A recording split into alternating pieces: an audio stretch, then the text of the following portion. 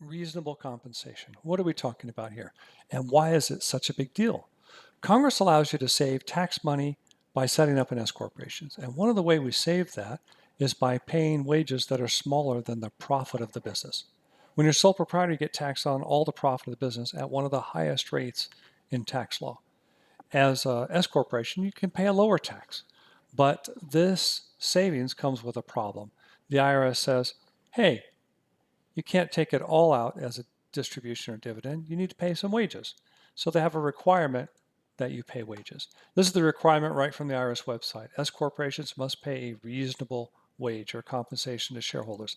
Now, this is for working shareholders. If you happen to be sitting on your couch at home and someone else runs the business and you never show up, you're not required to get a wage because you're not actually working in the business. But most of us are working in the business because we do the things that the business does. Like I'm in an accounting business, I'm doing accounting. If you're a lawyer and you're doing lawyering, you got to pay yourself some wages. Now, the IRS says, I'm going to make this brief. The IRS says you have to pay a reasonable compensation, but they don't give you a lot of rules about it until court cases are filed. And so the IRS has fought a lot of people in court and made a lot of arguments, and the courts come back with a series of tests. And we want to use those tests to your advantage to make it easier to calculate what it is you have to pay. So let's talk a little bit about what we're trying to accomplish here. Now, if you're not taking money out of the business, you're not required to pay wages. If the business is a rental, like you have a rental house inside the S corporation, you're not required to pay wages because it's not actually a business. But if you're taking profits out, a distribution, and you're not taking wages, then you're in violation of the law. We don't want you to get caught up there. The other thing we want to be careful about is if you're not taking wages out, when you go to retire, you won't collect a Social Security check. Now, there's all sorts of things online about whether or not Social Security will be there. I don't think that's the fact. Maybe a question of how much will be there. Social Security has already been cut twice in our lifetime. Once, at age 62, you got 80% of your benefit. Now you only get 70% of the benefit. So you got a 10% cut there. Also, at age 65, you could get 100%. Now you got to wait till age 67 to get 100% of the benefit. So we've already had a couple of small cuts to Social Security, and Congress may attempt to cut the benefits a little bit more, but we want to make sure you get the most out of it. Now, here's your hint. At $75,000, you've paid the least amount in to get the maximum benefit for the amount of money that you've paid in. Yes, you can get a bigger check by paying yourself $130,000 or $150,000 a year and maxing out Social Security, but the benefit increase is not much compared to the amount of tax you're paying. So at $75,000, you get a decent check. So that may be one place to start in your mind what the calculation should be.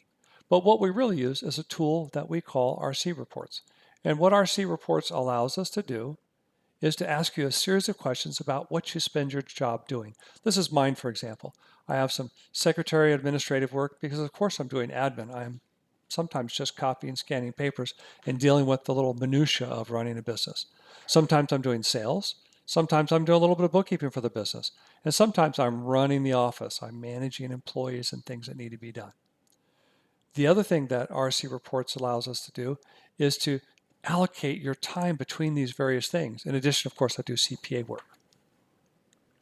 So when I'm allocating between various things that I'm doing, I'm telling it how much of my time goes into that activity. So maybe I'm spending 50% of my time doing CPA work, and maybe I'm spending 20% of my time doing admin work. That's not very unusual. And maybe another 10 or 30% of the time is running around doing sales. So we want to do the same thing in your business. And you're going to see in there, it's going to offer you the CEO title.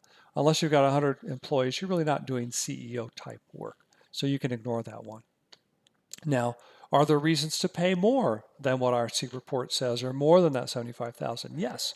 It could be that you've got a 401k or a pension that pays a percentage of your wages toward your retirement plan. So 5% of 75,000 is less than 5% of 100,000. So you may have other reasons why you want to pay more than the RC reports says, or more than a reasonable compensation from the IRS's point of view. So we want to keep those in mind as well.